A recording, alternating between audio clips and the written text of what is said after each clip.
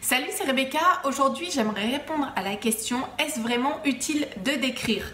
Alors, la première réponse à cette question, c'est oui, c'est vraiment utile de décrire dans un roman. Si vous n'avez aucune description, il va vraiment manquer quelque chose pour votre lecteur parce que tout simplement, vous n'arriverez pas à le projeter dans le contexte que vous avez créé, dans l'histoire que vous avez créée, aussi bien que si vous ajoutez des petites descriptions qui vont l'aider à voir comment est le monde dans lequel il arrive, que ce soit un monde réel ou un monde imaginaire, qui vont l'aider à visualiser un petit peu tout ce qui se trouve autour du héros, qui va l'aider à visualiser également les personnages de votre roman. Bref, en fait, si vous voulez vraiment immerger votre lecteur dans l'histoire que vous êtes en train de raconter, c'est absolument utile de décrire.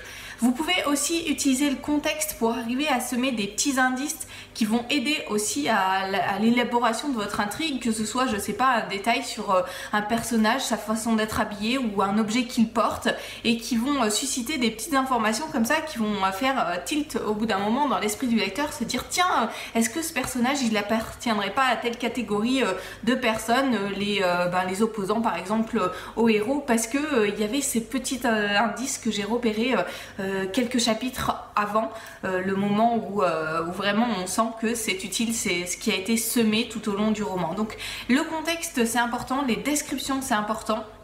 Vous n'allez pas produire le même effet chez votre lecteur, vous n'allez pas produire autant d'émotions chez votre lecteur si simplement votre roman c'est une succession de scènes d'action. Il n'y aura pas de temps aussi de pause où il va pouvoir respirer tout simplement si vous ne mettez pas des descriptions. C'est vraiment utile. Et puis c'est utile également pour que votre lecteur comprenne un petit peu mieux parfois le contexte, parce qu'il ne sera pas forcément habitué au type de contexte que vous allez utiliser. Par exemple, je me souviens que moi je suis une fan des romans de Wilbur Smith qui se passe soit en Afrique, soit certains aussi sur des bateaux. C'est des contextes que je connais pas du tout parce que j'ai jamais mis les pieds et que voilà, c'était des choses auxquelles je m'intéressais pas forcément avant de lire ces romans. Et le fait qu'il y ait des descriptions, qu'on nous explique un petit peu en détail comment ça se passe la vie sur un bateau, ou comment ça se passe la vie, alors c'est dans les siècles passés en Afrique, dans les siècles passés comment ça se passait, quels étaient les paysages, voilà, ça nous aide simplement à comprendre aussi les enjeux de l'histoire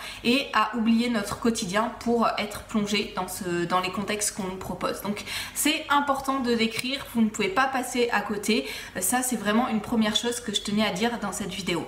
Et puis deuxième chose, c'est que vos descriptions, bien sûr, quelques conseils pour arriver à faire ces descriptions. Vos descriptions, il va falloir que vous les adaptiez à votre personnalité. On n'aime pas tous lire des romans dans lesquels il y a des longues descriptions.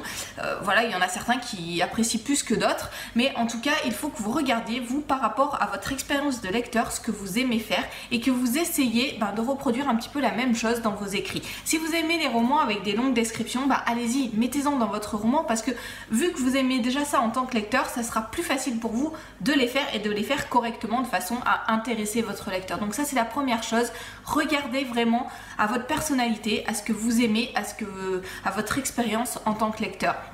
Adaptez aussi, vous n'êtes pas obligé de faire des longues descriptions tout le temps, à toutes les pages de votre roman pour expliquer tout le contexte, tous les personnages, toute leur façon de s'habiller. Mettez l'accent sur ce qui est important. C'est quelque chose d'essentiel dans votre description, parce que sachez que de toute manière, vous n'allez pas pouvoir tout dire à votre lecteur. Il y aura des éléments, votre lecteur, il va les oublier aussi rapidement qu'il les aura lus, et ça va pas lui sauter aux yeux. Mettez en avant ce qui est de plus important dans vos descriptions. Vous pouvez aussi mêler description et action en entremêlant les deux, en semant des petits indices pour expliquer comment se trouve votre personnage principal, ou dans quel paysage il se trouve à ce moment-là, ou comment est la ville dans laquelle il est en train de se promener, etc. Pensez à ces petits indices que vous pouvez mêler à votre description, au reste de votre description. Donc voilà, quelques conseils, il y aura encore plein d'autres choses à dire, et d'ailleurs c'est de ce dont je vais vous parler dans la formation de cette semaine. Je vais vous expliquer comment travailler les lieux de votre roman. Alors vraiment les travailler en amont de votre rédaction de roman, parce que c'est important. Plus vous connaîtrez les lieux dans lesquels vont se promener vos personnages, plus ça sera facile au moment de la rédaction de votre roman de savoir comment doser ces descriptions, de savoir quoi dire, de savoir quoi laisser, tout simplement parce que vous saurez où vous allez, pourquoi est-ce que vous avez choisi ces lieux et comment les mettre en scène. Et je vais aborder tous ces points dans cette formation, dans cette nouvelle formation. À la fois, comment travailler en amont ces lieux. Je vais vous proposer une fiche lieu, c'est quelque chose que j'ai cherché moi-même. Voilà, j'ai fait pas mal de recherches là-dessus. Je suis jamais tombée sur une fiche lieu vraiment précise qui m'aide à travailler mes lieux, donc j'en ai créé une et je vous la propose.